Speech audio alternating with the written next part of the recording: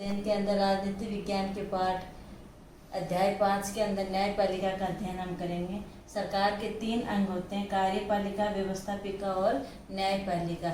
हमारे संविधान के अंदर जो न्यायपालिका का उल्लेख किया गया है वो किस प्रकार की न्यायपालिका का किया गया है, एकीकृत न्यायपालिका का उल्लेख ही किया गया है। न्यायपालिका का है अधिकारों की सुरक्षा के लिए। किसके लिए? हमारे अधिकारों की सुरक्षा के लिए न्यायपालिका का बहुत ही महत्वपूर्ण भाग है।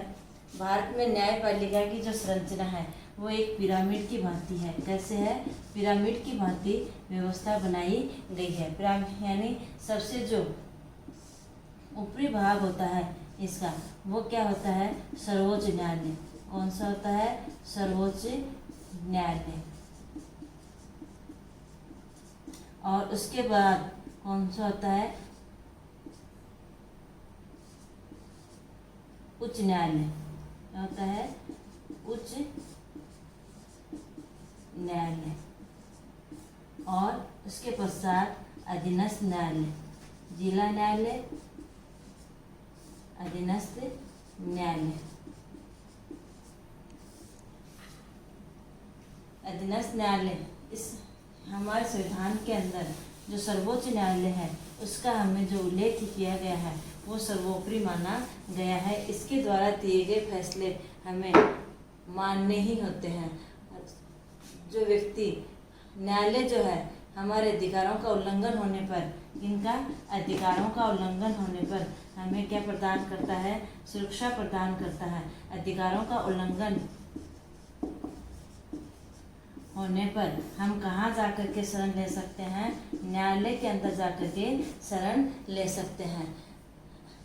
न्यायालय जो है वो क्या करता है कि 2 राज्यों के बीच के मध्य विवाद, राज्य और सरकारों के मध्य जो विवाद होता है, राज्य और केंद्र के बीच में जो विवाद होता है उनके मध्य समस्याओं का हल करने का कार्य ये करता है। 1950 से लेकर के आज तक हमारे संविधान की जो न्यायपालिका है वो एक महत्वपूर्ण भूमिका अदा करता हुआ आया है। हमारे देश की कानून जो शासन व्यवस्था चलाता है, हमारे देश में जो कानून का शासन चलता है, उस कानून के शासन के लिए सभी लोगों को पर समान रूप से लागू हो। जब किसी कानून का उल्लंघन किया जाता है तो एक निश्चित प्रक्रिया अपनाई जाती है और कानून के शासन को लागू करने के लिए हमारे पास एक न्याय व्यवस्था है जिसे हम क्या कहते हैं? न्यायपालिका कहते हैं। भारतीय लोकतंत्र में किस प्रकार की न्यायपालिका का गठन किया गया है? स्वतंत्र न्यायपालिका का गठन किया गया है।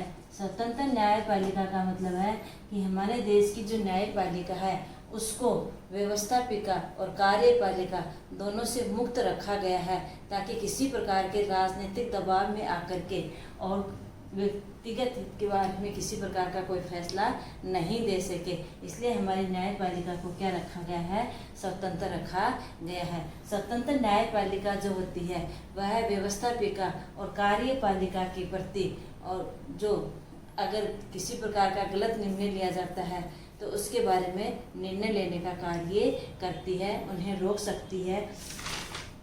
भारत का जो सर्वोच्च न्यायालय है वह विश्व के सबसे शक्तिशाली सर्वोच्च न्यायालय में से एक माना जाता है।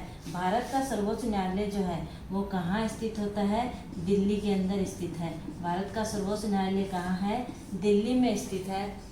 जो सबसे सर्वोच्च प्रक्रिया मानी जाती है, वर्तमान में सर्वोच्च न्यायालय के जो न्यायाधीश हैं वो कौन है? अरविंद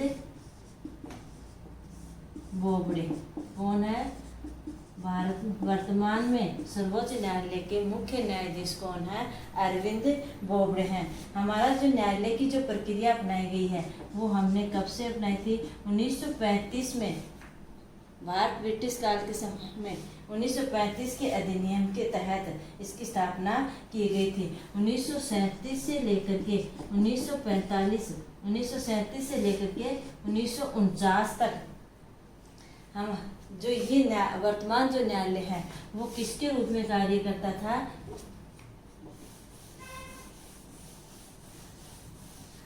किसके रूप में? Federal court court of India के रूप में कार्य किया था। 1950 से 1958 1950 से 1958 तक ये कहाँ चलता था? संसद भवन के चेंबर ऑफ संसद भवन के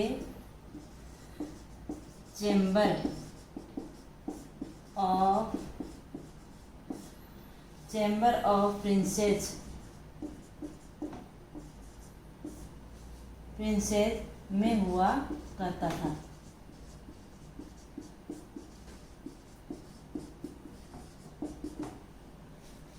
यानी 1935 में जो हमारा न्यायालय की जो स्थापना की गई थी, संघीय न्यायालय की स्थापना की गई थी, उस समय हम 1950 तक उसे किस नाम से? फेडरल कोर्ट ऑफ इंडिया के रूप में ये कार्य करता था। 1950 से 1958 में ये संसद भवन के चेंबर ऑफ प्रिंसेस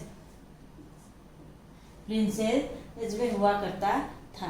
1958 के पश्चात इसे कहाँ स्थापित किया गया? वर्तमान सर्वोच्च न्यायालय जो स्थित है उस भवन के अंदर इसे स्थापित किया गया।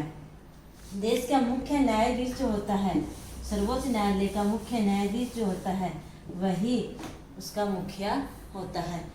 भारत के अंदर सर्वोच्च न्यायालय के जो दिए गए फैसले होते हैं, हमारे देश के सभी व्यक्तियों को मानना पड़ता है। यानी हम जब किसी विवाद जब हो जाता है, उस विवाद से या हमारे अधिकारों का उल्लंघन होने पर हम न्यायालय में जब शरण लेते हैं, तो अधीनस्थ न्यायालय के द्वारा दिए गए फैसले से हम संतुष्ट नहीं होते हैं, तो हम कहाँ जाते हैं? उच्च न्यायालय के अंदर क्या करते हैं? अपील करते हैं। उच्च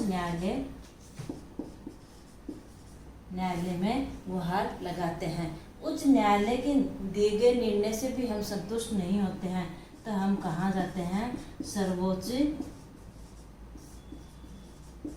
न्यायालय में। और सर्वोच्च न्यायालय के द्वारा दिया गया जो फैसला है वो हमें मान्य होता है। अगर सर्वोच्च न्यायालय ने हमारे चाहे पक्ष में दे चाहे हमारे विपक्ष में दे, उसके द्वारा दिया गया जो फैसला होगा वो हमें मानना ही पड़ेगा। इसके द्वारा दिए गए निर्णय के पश्चात हम पुनः उच्च न्यायालय के अंदर नहीं जा सकते हैं। उसके पश्चात उच्च न्यायालय की स्थापना सबसे पहले कहाँ की गई थी? 1862 में। उच्च न्यायालय की स्थापना सबसे पहले इंडिया में कहाँ की गई थी? 1862 में। कहाँ की गई? कलकत्ता, बम्बई और मद्रास, 3 जगह 1862 के अंदर न्यायालय की स्थापना की गई थी। वर्तमान में देश में उच्च न्यायालयों की जो संख्या है वो कितनी है? 25। वर्तमान में उच्च न्यायालयों की संख्या कितनी है?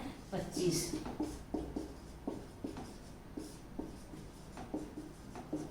इनकी उप शाखाएं भी हो सकती हैं। मेन उच्च न्यायालय और उसके बाद उसके अधीन अनेक शाखाएं भी हो सकती हैं। अधीनस्थ न्यायालयों को हम अलग अलग नामों से संबोधित करते हैं। कौन कौन से?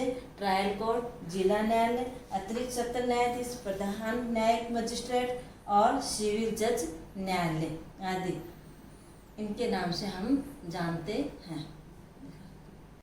भूमिका मोटे तौर पर न्यायपालिका के कार्यों को हम अलग मुख्य रूप से 2-3 भागों के अंदर बांटते हैं। पहला क्या है? विवादों का क्या करना? निपटारा करना। विवादों का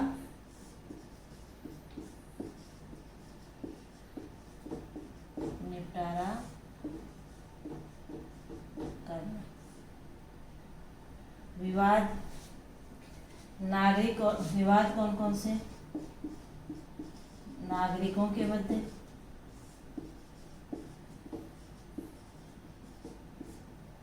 नागरिक तथा सरकार के मध्य, नागरिक तथा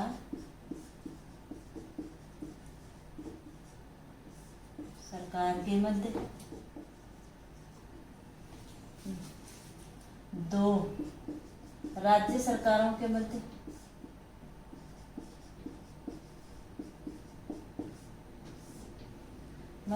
वाद को हल करना, केंद्र व राज्य सरकार के मध्य विवाद होने पर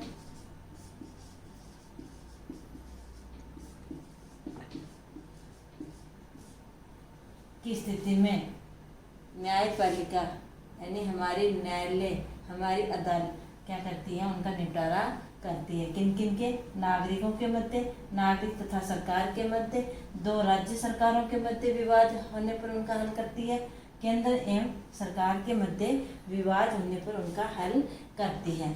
उसके पश्चात कौन सी है? दूसरे नंबर पर है न्यायिक समस्या। कौन सी है? न्यायिक समीक्षा। न्यायिक समीक्षा का क्या अर्थ होता है?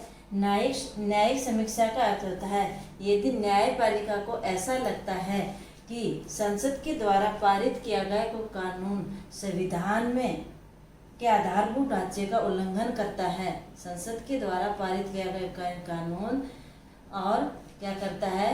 उल्लंघन करता है, उसके बाद उसे क्या कर सकती है?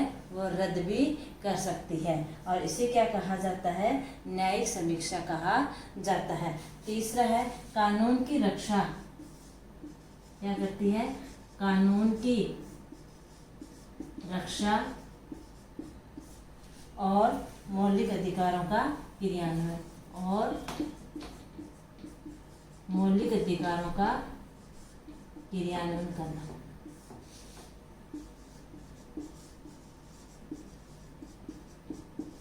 मौलिक अधिकारों का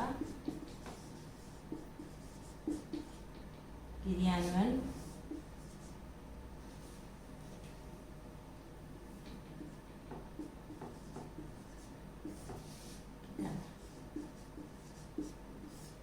अर्थात कानून की रक्षा। हमारे जो देश के अंदर जो शासन व्यवस्था चलती है वो हमारे संविधान में बनाए गए कानून के अनुसार चलती है, तो कानून की रक्षा करती है कि व्यवस्थापिका और कार्यपालिका अगर किसी प्रकार से कोई सत्ता का दुरुपयोग करती है तो वह वहाँ पर क्या करती है?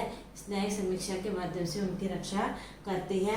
उसके पश्चात हमारे मौलिक अधिकारों का उल्लंघन होने पर, जब हमारे संविधान के द्वारा प्रदत्त जो मौलिक अधिकार हमें दिए गए हैं उनका अगर किसी प्रकार का कोई उल्लंघन किया जाता है तो हम संवैधानिक उपचारों के अधिकार के तहत न्यायालय में जाकर के क्या ले सकते हैं? शरण ले सकते हैं। संविधान के अनुच्छेद 21 में, संविधान के अनुच्छेद 21 में, कौन से अनुच्छेद के अंदर? संविधान के अनुच्छेद 21 में हमें जीने के अधिकार की क्या दिया गया है? प्रत्येक नागरिक को जीवन का क्या दिया गया है? मौलिक अधिकार दिया गया है, अर्थात जीने के अधिकार की व्यवस्था की गई। अगर किसी व्यक्ति को जीने का अधिकार का मतलब यह है कि हमें जीने के लिए हमारे जो आजीविका के स्रोत है वो भी हमें क्या होने चाहिए? प्राप्त होने चाहिए।